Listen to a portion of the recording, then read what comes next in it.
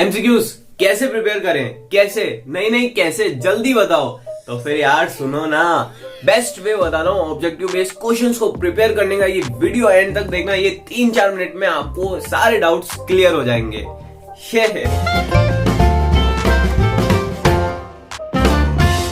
This is हर्ष अग्रवाल, आपका छोटा बड़ा भाई आपका स्वागत करता है। और एमसीक्यूज प्रिपेयर करने के लिए मैं 5 ऐसे जरूरतमंद टिप्स आपको बता रहा हूँ, जिसके अंदर पहला टिप है क्रिएट एग्जामिनेशन स्ट्रेटेजी।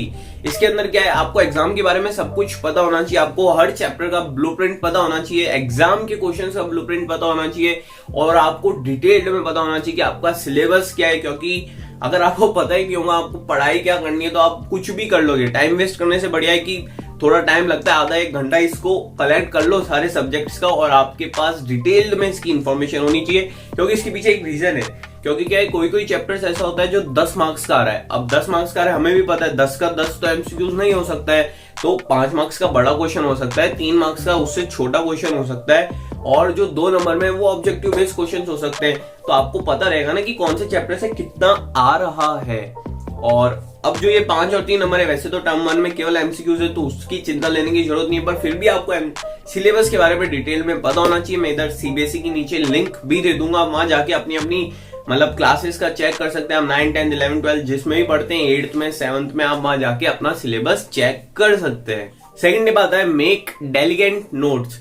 अब इसके अंदर मैं आपको सबसे बड़ी चीज क्लियर करना चाहता हूं, अगर आप 5-6 साल पुरानी किसी भी यूट्यूब चैनल से वीडियोस देख रहे हैं, या फिर आपके ट्यूशन टीचर या फिर स्कूल टीचर वैसे पढ़ा रहे, तो कुछ काम के नहीं। सीबीएसई का लेटेस्ट क्वेश्चन बैंक आया है, उसकी भी नीचे मैं लिंक दे दूंगा, आप उस पर जाके चेक कर सकते हैं कि आपके क्वेश्चंस कैसे पॉइंट आउट होंगे। तो उस हिसाब से नोट्स बनाओ ना यार। और मैं एक सजेशन देता हूं अपनी तरफ से कि आप जो भी चैप्टर का नोट्स बनाते हो ना, उसमें कम से कम 10 से 20 एमसीक्यूज आप खुद अपने हाथों से लिख दो। मेन जो इंपॉर्टेंट आपको लगता है ना, आप हाथों से लिख दो। और एमसीक्यूज आप कहां से लाओगे बेस्ट, वो भी मैं आपको नीचे से बता दूंगा। पर मेरी एक बात मानो ना, तो आप उसको सीबीएसई का जो क्वेश्चन में कहा है ना, उसको समझो कि वो कैसा है, कैसे पॉइंट आउट हो रहे हैं क्वेश्चंस। अगर आप एमसीक्यूज का वो चीज समझ गए ना, पैटर्न, तो आपको कभी प्रॉब्लम ही नहीं आएगी उसकी प्रिपरेशन करने में। और सीबीएसई जो पेपर्स रिलीज करता है ना, उसी के थ्रू पढ़िए। और नोट्स भी वैसे ही बनाइए यार, जो फटाफट रीड हो जाए और आप फटाफट अपनी उसकी तैयारी कर सको, तभी आपकी परफॉर्मेंस इंप्रूव होगी। थर्ड टिप आता है मोर टाइम फॉर इट।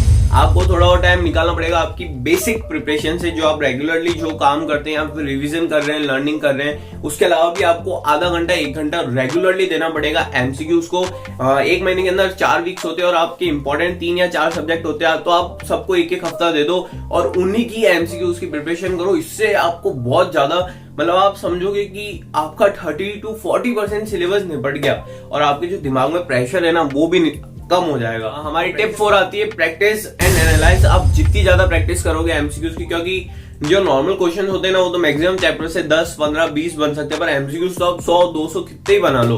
तो आप जितनी ज्यादा एमसीक्यूज की प्रैक्टिस करोगे, या ऑब्जेक्टिव बेस्ड क्वेश्चंस की प्रैक्टिस करोगे, नॉर्मल क्वेश्चंस की भी प्रैक्टिस करोगे, उतनी ही ज्यादा आपकी अंडरस्टैंडिंग बनेगी और आप अच्छी तरीके से एनालाइज कर पाओगे। तो मैं तो यही सजेशन देता हूँ कि प्रैक्टिस करने से मत घबराओ, जितनी करनी करो यार। Master tip, unlimited MCQs for your preparation.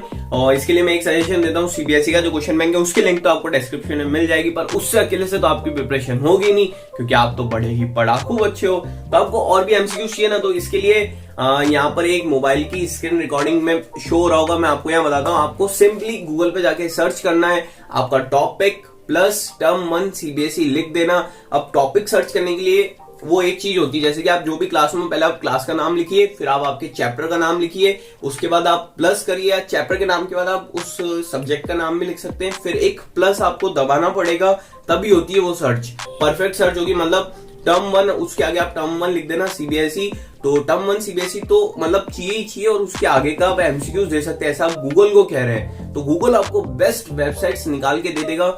और इसके लिए मेरा एक और सजेशन है, आप यूट्यूब पे ना एमसीक्यूज मत देखना, क्योंकि उसके पीछे एक रीजन है कि वो एक एमसीक्यूज को डिस्कस करने के लिए 3 से 4 मिनट लेते हैं, और आपका टाइम भी वेस्ट करेंगे। वो एक एमसीक्यूज को समझाएंगे और वो खुद रीड करेंगे। पर अगर आप वेबसाइट्स के थ्रू लेंगे ना, अब आप वेबसाइट्स कैसे लग सकते हैं, जो शुरुआती 5 वेबसाइट्स है ना, आप उन पे ट्रस्ट कर सकते हैं, उन पे भरोसा कर सकते हैं। उन 5 वेबसाइट्स पे जाके आप कर लो। जब भी आप कोई चैप्टर रिवाइज कर रहे हो, केवल 10 मिनट दे दो इसको, आप 10 मिनट में 20-25 एमसीक्यूज निकाल दोगे।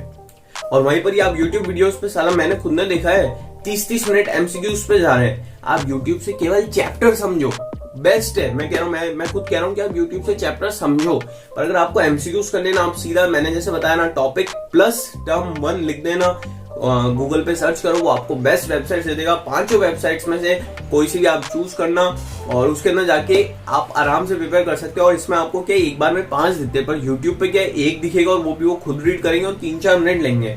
इससे बढ़िया इतने में तो आप वो 5 सॉल्व कर दोगे ना। तो अपना टाइम बचाने के लिए आप इस ट्रिक को जरूर फॉलो करें और बेस्ट वे है तो मतलब आप अनलिमिटेड एमसीक्यूज प्रिपेयर कर सकते हैं इस ट्रिक से।